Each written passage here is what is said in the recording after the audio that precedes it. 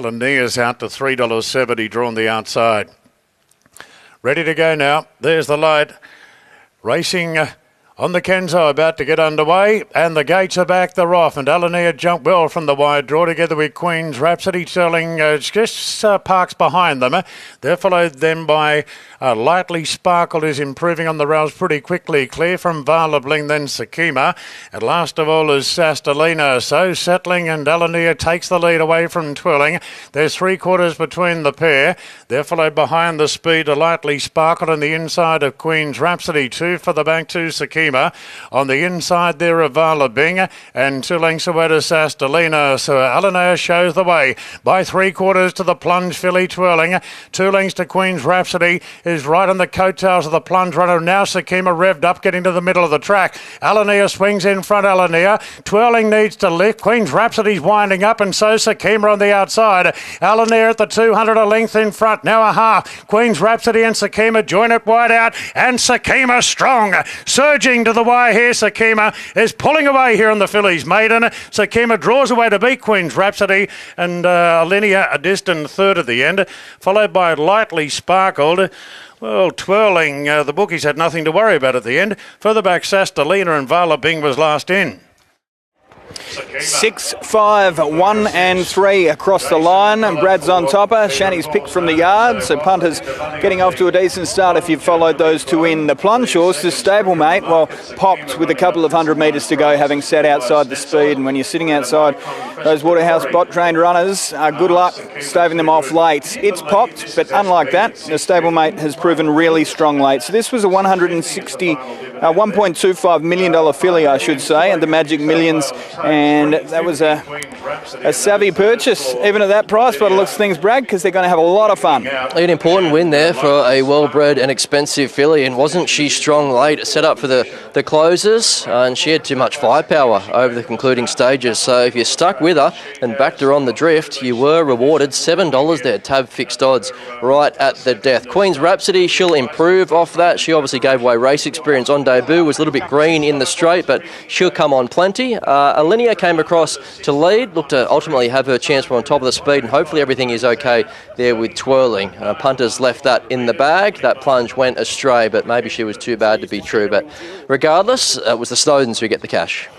It certainly was with Sakima. So Jason Collett gets yet another win, and they were able to sit off that speed and capitalise late. 6, 5, 1 and 3. The last 600 in 35.04 and the race time in 105.19. The margins are length by 3 lengths, and we're just waiting for Pete Snowden to make his way up before we hand things over to Grafton. He will make his way. A few of the trainers these days preferring to watch the races from indoors. They might get a little bit more privacy there, and I will say we've got a cast of thousands here. Plenty of owners on track, even for our winner Sakima. And I mentioned earlier those connections, so congratulations to Trilogy Racing and William Johnson Bloodstock involved in the purchase, along with Snowden Racing. Well done to you. Yeah, it was a good result. Good to see her do that. She's always promised a little bit. She's a well-related filly, so it's good to see her win first up. 1.25. When you're spending that kind of money, you want to see something in the races, and you put plenty of work into this girl. Yeah, my word. She's always been a bit immature, and as I said, still not the finished product yet, but it's good to see her do that. Obviously it's a good family, and it'd be good to see her go on with it and win a decent race.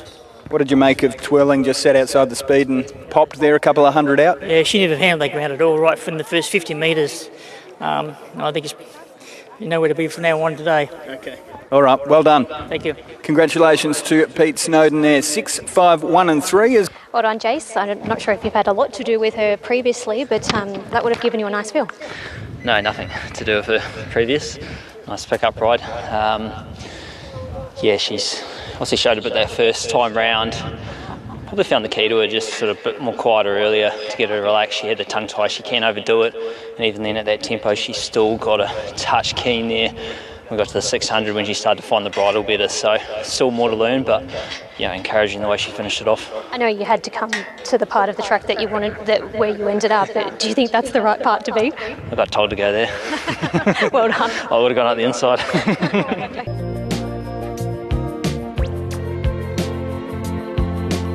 And it's the 250 favourite here, Graham. The light is on and we're ready to go. The 2-year-old maiden, stand by. Racing now, and Graham left cleanly from the wide door. Imposing Pier was sent out with the intention of leading. Right on the scene is Kingdom Under Siege, together with Axios and Dawn Service, so there's plenty happening early. Call Me Mojo not too far away, so Graham's going to settle midfield. And caught 3 wide in the early part. On the outside of Imposing Pier, then Clear Proof. Further back now is the Hour, and Boom Smash Operas last of all. Nash took Axios to the front from Kingdom Under Siege. Dawn Service third on the inside of Call Me Mojo. Peeling 3 wide, so puts the favourite even deeper, Graham, and further back to Clear Proof. Axios turns in front, rolling off the fence from Kingdom Under Siege. Dawn Service being sealed up. Wider out is the favourite, Graham on the outside of Call Me Mojo. It's Axios in front, 300 metres to run. Axios a length and a half clear. Clear Proof at odds running up the inside of Dawn Service, and then Graham on the outside. Axios leads at the 150 from Clear Proof. Nash has to get desperate on Axios. Clear Proof, the roughie, went past it. And Clear Proof at any old price wins the maiden, beating Axios and Dawn Service. Imposing Pier fourth.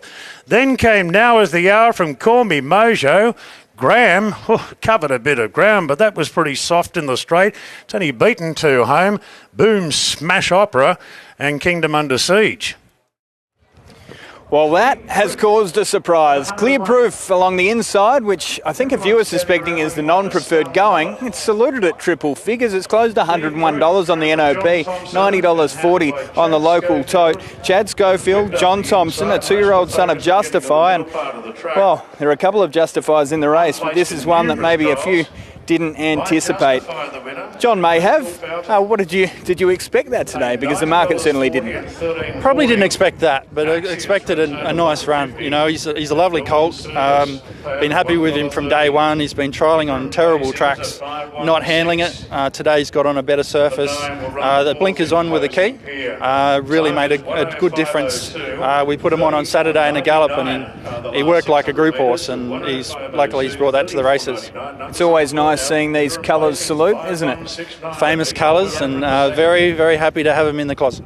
Congratulations to you. Any ideas on where we may see this galloper next? No, see how he pulls up from today and go from there. No worries at all. Congratulations to you. Well done to John. 5, 1, 6 and 9.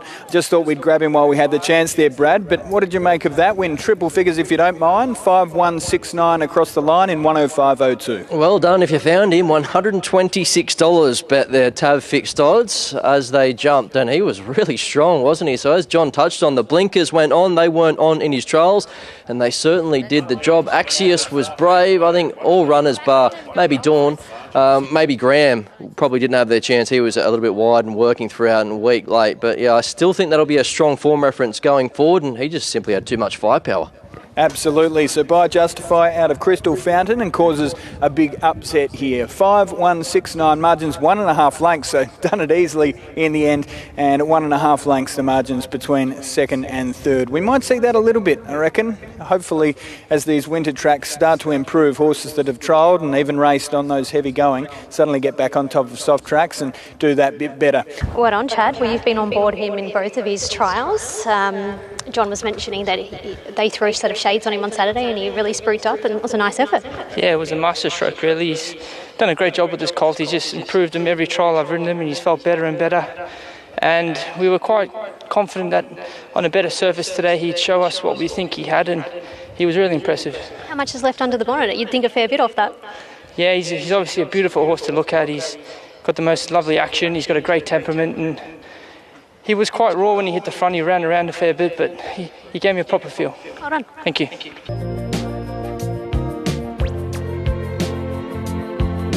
Numbers 2 and 3 hold a big percentage of the market. Racing, Wipeout jumped really well off the inside and is going to lead from Magic Shadow. It's a knockout, moves up on the outside as Sunshine Law, then Precious Strand. The favourite Farquhar is going to settle second last on the inside of the debutant Nosferatu. Wipeout is the initial leader, but It's a Knockout moves up on the outside and eyeballs it early. And now It's a Knockout goes on with the job. Raced a half in front to Wipeout, and Magic Shadow sitting one off the fence with a trail in third. 2 after Sunshine Law from Precious Precious Strand. Farkra well back, racing on the inside of Nosferatu. 800 metres to go. It's a knockout, a clear leader now. Magic Shadow strides to second from Wipeout leaders back. One out, one back, Precious Strand right up in journey. They're followed by Farkra improving on the rail. Sunshine Law lost its position and Nosferatu sees them all. 600 metres to go. It's a knockout with the ears pricked. A half in front to Magic Shadow. Then Wipeout. Now Farkra starting to come off the fence, improving its position from Magic Strand as they turn. And It's a knockout shows the way from Magic Shadow. Now Wipeout being sealed up with a gap if good enough. And Farkra working to the clear. Precious Strand heads the rest. It's a knockout being challenged by Magic Shadow. Wipeout and now Farkra starting to hit top gear wide out. Anybody's race here. It's a knockout trying to grimly hang on from Wipeout. It's a knockout. Wipeout. It's a knockout. It's a knockout. Beat Wipeout. And the favourites have battled it out for third. Magic Shadow and Farkra. They beat off Sunshine Law, Precious Strand and Nosferatu.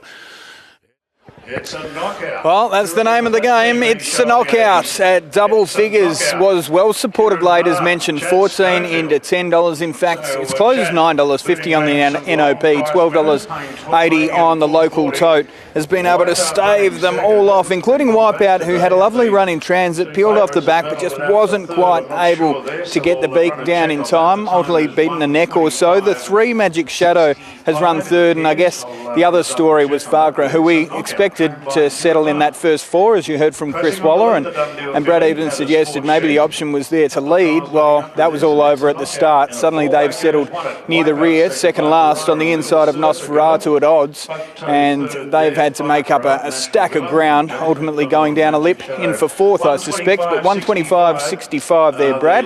What did you make of that? Busy finish, wasn't it? So half a length from first to fourth, but the initiative, the early initiative from Chad Schofield, who picks up an early running double, was ultimately what won the race. Nothing really wanted to lead. Chad said, okay, I'll take the front here, and yeah, that proved the difference at the finish, and she was quite brave there. She had horses coming to her outside with the benefit of race experience, yet she kept sticking her neck out. So good performance on debut. Wipeout, that's the best that we've seen from him to date. He's trending the right way. No real excuses for Magic Shadow. Yeah, and Farkra did herself no favours there in the run, but ultimately I still thought she had her chance getting to the outside. But when you give away race experience and you win, you're doing something right. We need to head to Grafton shortly, but we'll just have a quick chat to Joe, who of course is representing the Mars stable with It's a Knockout here. Fantastic win and by done deal, and a full deal maker. You expect that this horse will be even better over further next time? Oh, definitely. We knew she would improve on whatever she did today. Left it fairly open with the instructions there. It was not really a plan to go forward, but she jumped to her. There wasn't a great deal of speed. So we just rolled forward. She's a very straightforward filly. She's got a very good mind on her, lovely action. And yeah, once she was able to control her, she was always going to be hard to beat because, like I said, she would be better over further. Congratulations, well done. Thank you. Well done, Chad. She put herself up on speed. She did everything right. She was there to be beaten, but too good. She was, yeah. She was obviously really well prepared to come here and win over 7 furlongs on debut, but didn't really have any instructions. They said if she didn't jump well, just go back. But she jumped nicely and there was no pace, so I just rolled forward and we found a very comfortable lead. She switched off there and then she quickened well and then she kept fighting. I thought they had me a few times, but every time they got close enough, she just gave it a little bit more, and it was a gutsy win. Well done. Thanks.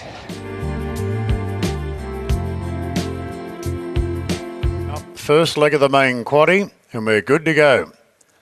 No favourites home yet. Had a 100-1 winner earlier. Set to go. And they're racing, and Famous Padril's jumped out well together, with Vegas Raider being sent forward from the wide draw, trying to clear them. But the stablemate Oceans One shoots up on the inside. Famous Padril's going to hold third early. Iron Hat being restrained from Little Bayer, followed by Bandina, and Doty's back in the field. Going on with the job, Vegas Raider will make the running clearly by a length and a half to Oceans One under restraint. Famous Padril third, Bandina fourth, the rails. Then Little Bayer from Doty. Iron Hat last of all. 600 metres to go. Vegas Raider galloping freely in the lead. Out by 2 on Oceans 1. Then came Bandina slipping through on the inside, and 3 wide now is Famous Padrilla as they turn. Vegas Raider shows the way. Bandina travels up on the inside of Oceans 1. Bandina giving chase to Vegas Raider. Inside the 300, Vegas Raiders flat out. Bandina loomed large on the outside. Bandina races to a very narrow lead. Now Famous Padrilla's running on, but it's a bridge too far. Bandina trying to shake off Vegas Raider. Bandina under a desperate ride is starting to edge clear late, and Bandina won it by a length and a quarter to Vegas Raider, and really closing into the end was Famous Padrilla. A gap back to Wayne Hat Little Bayer. Oceans 1 got really tired, and Doty never looked likely. Well, Bandina gets the win. We mentioned that late support. John Thompson brings up a double, and Chad Schofield, well, that's 3 for him, if you don't mind. So he's having a field day. But as for Bandina, we spoke about that first up assignment. It was over the less suitable trip on the heavy ground. The fitness wasn't there. Now with the fitness on its side, it's been able to win and win well. And Brad, we'll chat to John Thompson in 2 ticks, but things didn't all go to plan at the start. I'm not entirely sure what happened, but they gave them a head start and a beating. Yeah, well, the second half of the race went to script, didn't it? Because Chad just trucked up beautifully in behind Vegas Raider, and when presented to the outside of that horse, looked a matter of time before it would go straight past. To the credit of Vegas Raider, he kept trying. He tried to stay with Bandina, but he was simply too strong over the concluding stages. So a win on his merits, a second up win, and obviously took a stack of improvement from that first up showing. Vegas Raider showed that customary early speed, just didn't have that extra strength to hold off the eventual winner. And a nice return to form from Famous Padrilla. Strip's fitter for that and be better suited over a touch further next time. We're back on a soft track here, and that may have proven the key, but the additional fitness as well. 1100 on a heavy 8 was a tough first up ask, wasn't it? Yeah, and he had a wide draw and travelled wide the whole way, and if you watch that replay, he ran up to win, but just knocked out a puff. You know, he's had 2 knee operations and had a long time off, so credit to the horse to come back and get back on top. There was some market confidence there, and clearly some stable confidence as well. We're just having a look over the corner of the camera here at the start. It looked as though he just reared a touch, but huge win to overcome that early trouble. Yeah, he buggered the start a little bit. He might have just jumped a little bit sideways, but he ended up in a nice position, trailing the speed, and barrier 1 helps, shortest way home. Feels as though he's been around a little while. He's only 4. Congratulations to you. He's got a lot to look forward to. Bandina gets another win on the board. That's career victory number 3 at start number 14 for this 4-year-old son of Spirit of Boom, and has had a decent break before these 2 runs this time in, with a few hiccups by the sounds of things. Our margins, 1 1/4 by 3/4, and the race time 104.67. The last 6 in 34.78. 7, 3, 5 and 8. Well done, Chad. You're having a day out here. You rode him first up, and condition just peaked late, but he was great today. He was, yeah. I was doing his trials at the beginning of the prep, and he felt like he'd come back really, really well. And I rode him the other day. His run was terrific. He just got tired a bit late after having like a year off. But very confident today with that run under his belt. We didn't jump the best, but he recovered from a good draw, and he was too good. Did he half jump sideways and you almost slipped off the side? Yeah, he did, and his head came up, and it was a bit awkward. I might have to learn to keep my hands down. Well done. Thanks. So this is race 5. The Agency Real Estate Handicap over 1550 metres. She's Unusual is going to jump at 270. Automation out to 340. So public are against this filly to make it 3 in a row. Locked and loaded now. The lights on. Stand by. The gates are back and they're off and racing. Stray flopped out the gates last and Star Impact jumped out well. Together with Fairway Star, the inside, She's Unusual, and Ida's Rules going forward out 4 wide. Automation will position right behind on the inside of Utopian Wine, 2 off to Borrowed Luck, and Strays last of all. She's Unusual has been heavily backed to start favourite. Races to a clear-cut lead now from Star Impact, Fairway Star. Ida's Rules just easing back now, trying to get cover. Looks as though she's achieved that on the outside of Automation, although Automation slices through into 4th. So Ida's Rules are cast a bit now, wide and getting back. They're followed further back by Stray in the early part of the race, Utopian Winer, and 2 off to Borrowed Luck. So She's Unusual has been very well supported in the hands of Jason Collett. Leads by a length on Star Impact, then Fairway Star. The filly Automation shooting for 3 in a row today, well positioned. Ida's Rules keeping it company, the outside doing it tough. After a length and a half comes Stray. Then further back Utopian Wine, and Borrowed Luck is last of a bunching field. She's Unusual, a narrow leader from Star Impact. Ida's Rules 3 out. Fairway Star fourth the fence. Then came Automation, who's just in need of a bit of room now as James McDonald's looking for the exit clause. She's Unusual shows a good kick at the 250. Goes for home, She's Unusual. By 2 on Fairway Star, Star Impact. Automation's into the clear but grinding, and then came Utopian Wine. She's Unusual at the 150, a length and a half clear to Fairway Star, who can't get there, and She's Unusual is going to lead all the way here for Collett. Won it by 2.5 at the end to Fairway Star. Camera third. Automation finally wound up at the end to be in a camera with the Utopian Wine for third. Star Impact dropped off, then Stray. Ida's Rules had the tough runner, and Borrowed Luck was last in. Well, She's Unusual. She was well supported late, trimming into $2.70, $2.30 on the tote. So, geez, she's been crunched there. Jason Collett for O'Shea and Charlton, a 4-year-old mare. That's career victory number 3. It's start number 6 with 3 minors thrown in.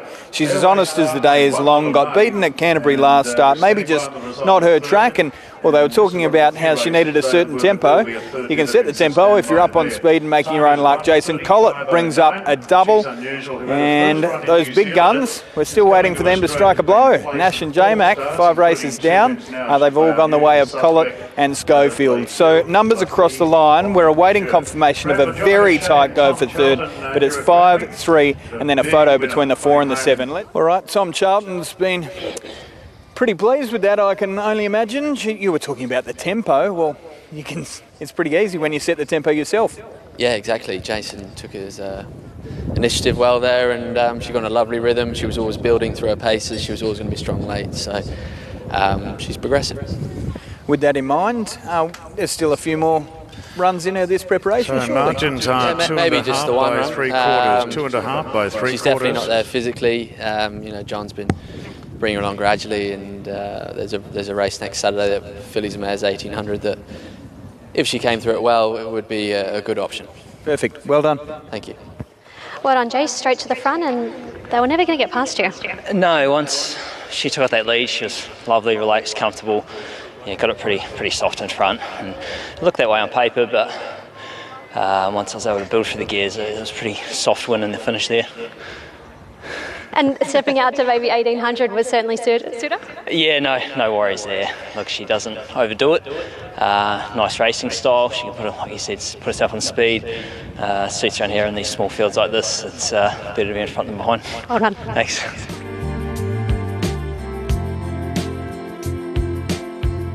We're ready to go. This is over 1,400 metres. Ready now. And they're racing. Yasuki flopped out of the gates. Last Little Contra was third last out, and Don Pedro revved up out wide, going up to join Jamara Beach for the lead. Zuccarino parks handy. Nancy goes up the fence, and Little Contra's right there to keep it company. Green Shadows and Yasuki are going to settle at the rear of the field. So Don Pedro first up from the spell, scampers away with a commanding lead from Zuccarino. Best part of 2.5 lengths. Jamara Beach third, the rails. They're followed by Little Contra going to fourth, keeping Nancy wedged away in a pocket on the fence. Then came Yasuki and Green Shadows. 800 metres to go. Don Pedro shows the way by a neat length on Zuccarino. Then came Jamara Beach, a half the outside Little Contra, and a further half length back on the inside to Nancy. Second last Yasuki, and Green Shadows a bit keen last of all.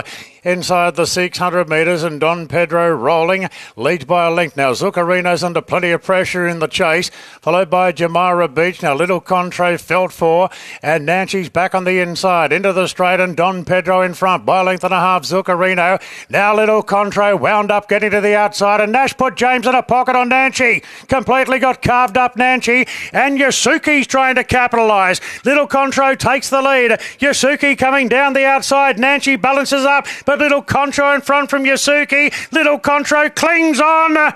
Little Contra nose to Yasuki. And ahead away third, the inside Nancy, followed by Green Shadows charging at the end. They gapped the rest, Jamara Beach. Then came Don Pedro and Zuccarino. Well, Little Contra first past the post, I think. Yasuki put in a big dive there at the end, and then Nancy got cut out by the winner back at the 150. So a drama charge finish here to the 6th.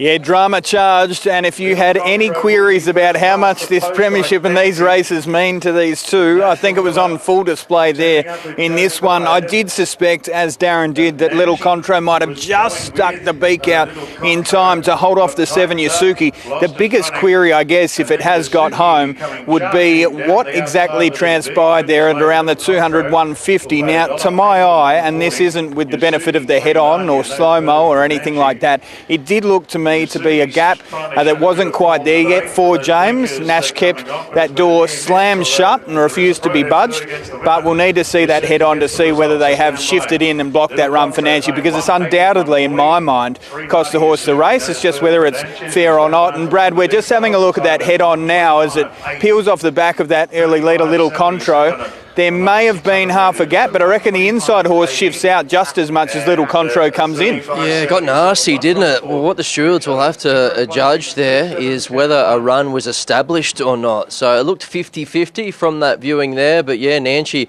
was a little bit unlucky, but on the winner, he's got a bit of desire, doesn't he? So Little Contro, he doesn't win by spaces, but he's got a fantastic will. He put his neck right on the line there. But Yasuki was great. Nancy, obviously a hard luck story, but first past the post, but whether that's the last we hear, we'll find out. Little Contro, I won't say it was the easiest of watches, but particularly brave late. Yeah, and that's the style of horse he is now. He's never really won by any kind of margins, but he seems to fight his way out every time. So that was good. He deserved another win this preparation, and he's not really enjoying these tracks at the moment. I don't think he's letting down that well on them, but he's getting the job done. Okay, congratulations. Thank you.